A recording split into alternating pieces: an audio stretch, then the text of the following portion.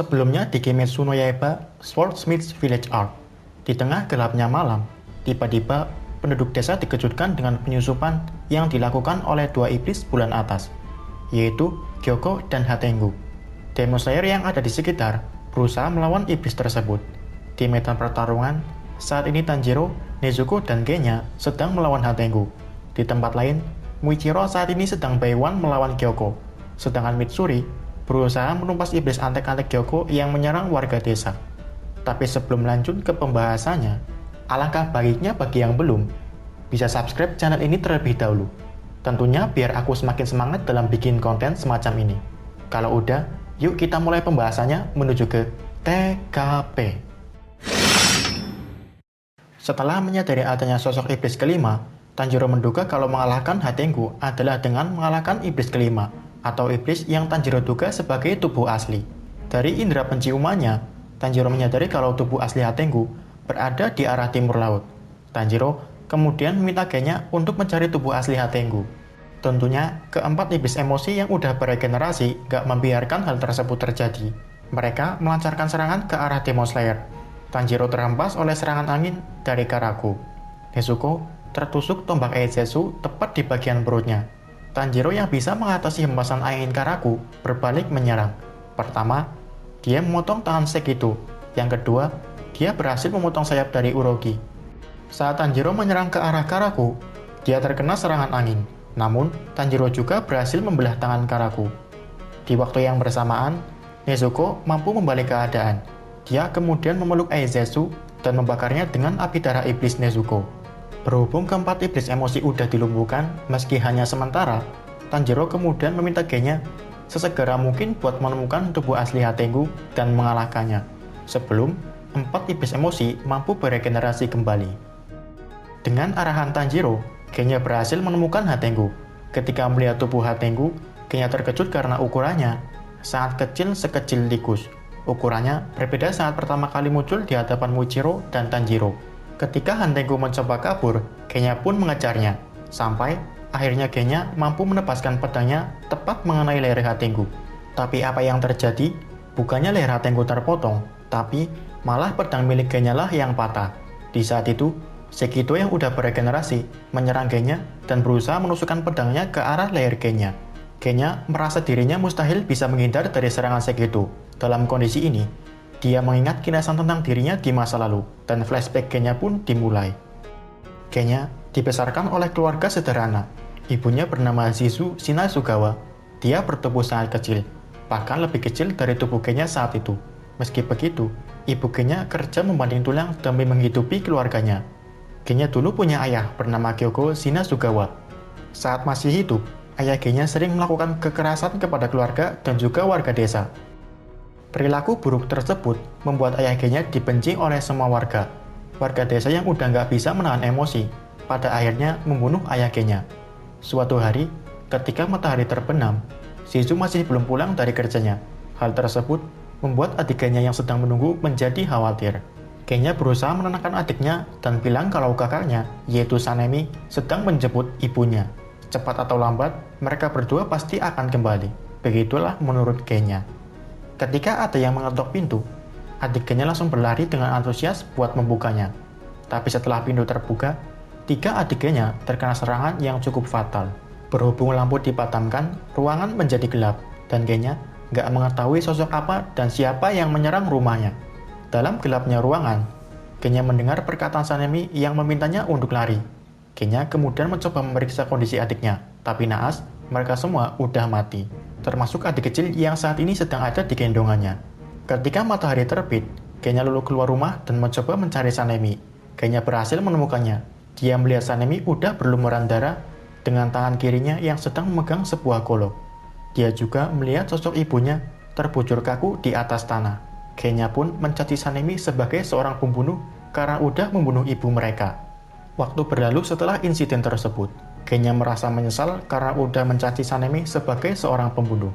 Padahal, sebenarnya Sanemi mungkin merasa menderita karena dia terpaksa membunuh ibunya sendiri yang udah berubah menjadi iblis demi melindungi adiknya.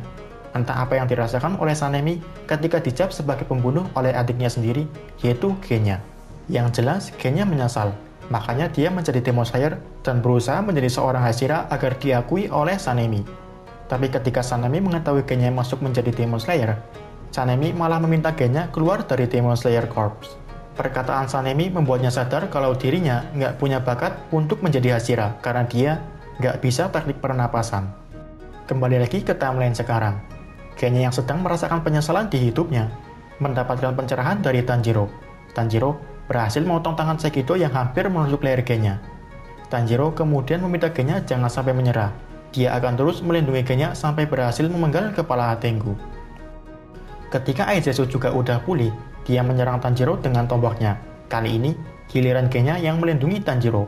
Serangan Aizetsu membuat tubuh gennya berlubang, tapi gennya masih selamat. Gennya memang nggak bisa teknik pernapasan, tapi dia punya kemampuan spesial, yaitu berubah menjadi iblis. Menyadari kalau dirinya nggak bisa memotong kepala Hatengu, gennya menyerahkan tugas tersebut kepada Tanjiro. Sedangkan dirinya bakal menghadapi iblis emosi. Tanjiro setuju. Dia kemudian berlari dan melepaskan pedang apinya ke leher Hatengu. Terkena serangan Tanjiro, Hatengu menjerit dengan sangat keras. Teriakan Hatengu bahkan sampai membuat telinga Tanjiro kesakitan. Apakah semuanya udah berakhir? Tentu saja belum. Tiba-tiba, Tanjiro merasakan adanya sosok lain tepat di belakangnya. Bau dari sosok tersebut berbeda dari 4 iblis emosi yang dia lawan sebelumnya. Di momen ini, Tanjiro terus berusaha memotong kepala Hatengu yang sangat keras. Tapi Tanjiro nggak berhasil memotong kepala Hatengu, karena efek api dari darah Nezuko sudah padam.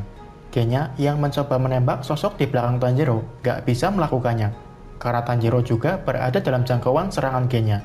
Tanjiro udah salah perhitungan dalam keputusannya kali ini. Ketika sosok di belakang Tanjiro memukul gendang, muncul sebuah pohon berbentuk kepala naga. Pohon naga tersebut menyerang Tanjiro. Untungnya, Nezuko bisa membuat Tanjiro menjauh dari serangan. Tapi kaki Nezuko terkena serangan sampai terpotong. Sosok iblis baru yang menyerang Tanjiro bernama Zoha Kuten. Kemunculan Zoha membuat Tanjiro yang udah di atas angin melawan Hatengu kembali terpojok. Apalagi, Zoha melindungi Hatengu dengan akar pohon sehingga semakin membuat Tanjiro kesulitan menepasnya.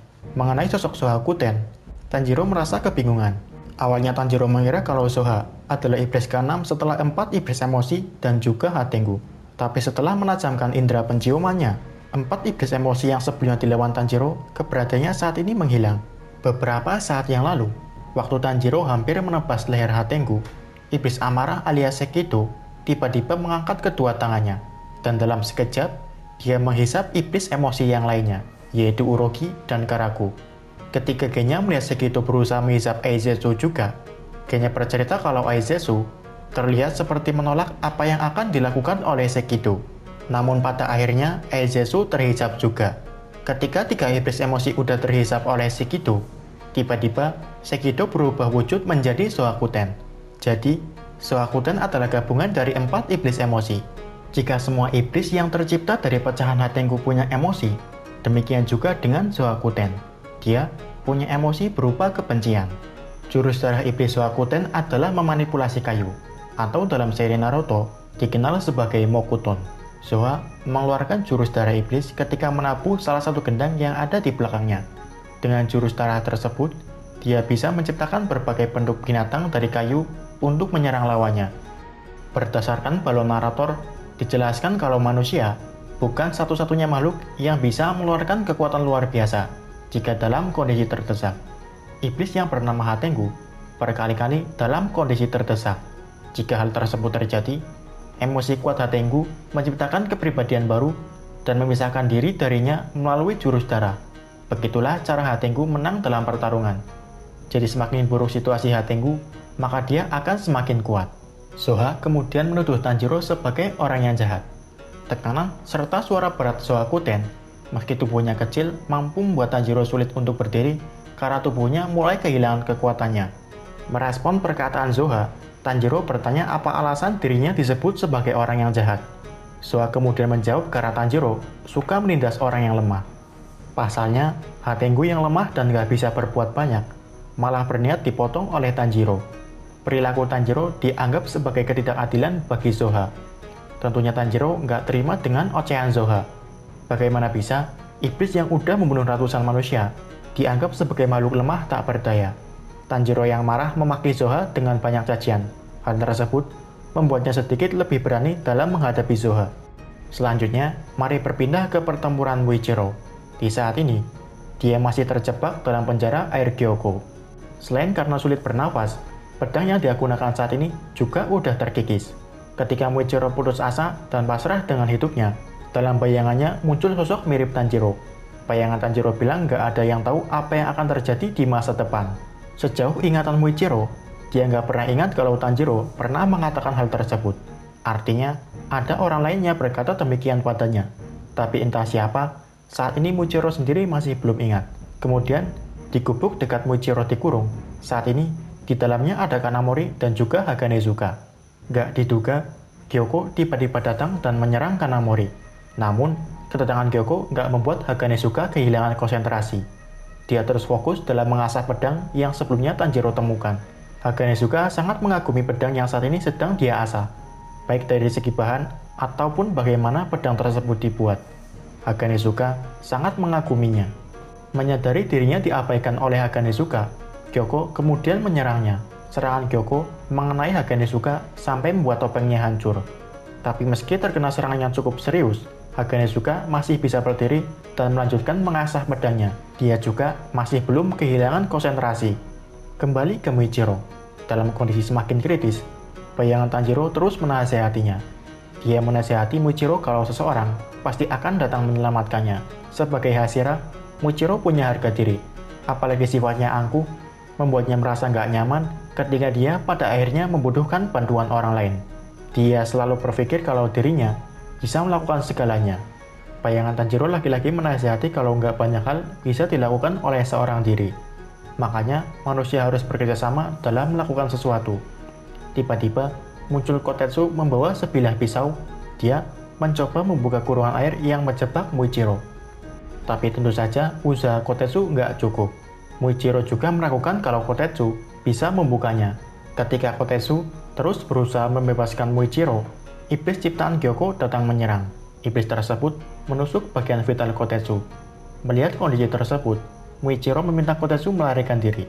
Namun Kotetsu nggak menuruti perintah Muichiro. Dalam kondisi terluka, dia kemudian bernafas dan meniupkannya ke dalam kurungan air. Gelembung nafas Kotetsu dimanfaatkan Muichiro untuk mengeluarkan teknik pernafasan jurus kelima, Kauno Umi. Jurus Muichiro berhasil melepaskannya dari kurungan air Gyoko. Yap, cukup sekian videonya. Mohon maaf, barangkali ada salah dalam penyampaian informasi dalam video kali ini. Terima kasih buat yang udah menonton videonya sampai selesai. Dan jangan lupa juga buat like and share videonya. Terakhir, my name is D and bye.